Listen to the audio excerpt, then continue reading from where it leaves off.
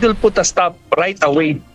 Kasi ang tao, pag malaman nila may baril, siyempre natatakot lahat. Sino ba naman gusto magpapapiring squad?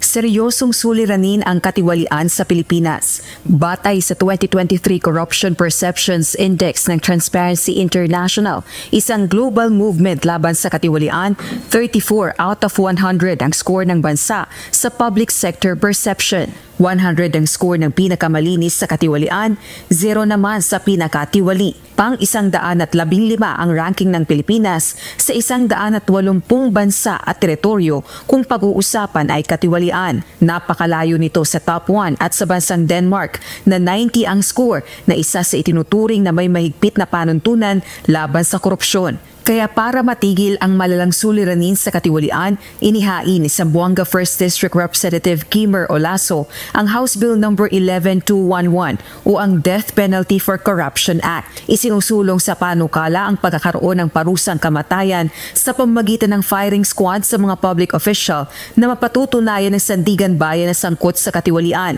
paglustay sa kaban ng bayan, pandarambong at iba pa. Kung maisa sa batas, sakop nito lahat ng public officials mula barangay hanggang presidente ng bansa, mga halalman o itinalaga. Gayon din ang mga opisyal sa tatlong sangay ng pamahalaan o ang executive, legislative at judicial branches. Kasama rin ang mga nagsisilbi sa constitutional commissions, government-owned and controlled corporations at iba pa, maging sa mga miyembro ng Armed Forces of the Philippines at Philippine National Police. Kung ako lang ang masusunod, doon kay paparing squad sa Luneta.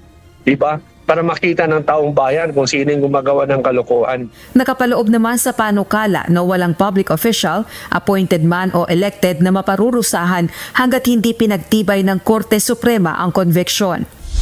Samantalang magkakaiba naman ang pananaw ng ilang kongresista kaugnay ng panukalang batas. As a member of the Quad, alam naman po natin na sobrang importante na ma-uphold yung human rights. For me personally, my stand is definitely no to death penalty talaga ako. It will instill fear, pero it will not ensure na wala pa rin pong corruption. Plunder is the most logical crime to be included in the imposition of the penalty of death. No? Kaya